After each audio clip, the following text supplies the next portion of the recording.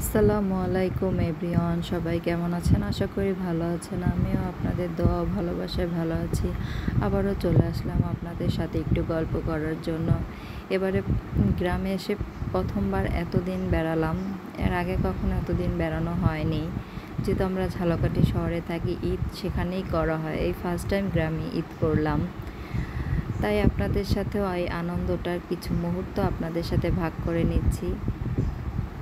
গ্রাম খুবই অপরূপ সুন্দর একটা জায়গা। যারা গ্রামে থাকে সচরাচর তারা সেটা ফিল করে কিনা জানি না, কিন্তু আমরা তো শহরে থাকি।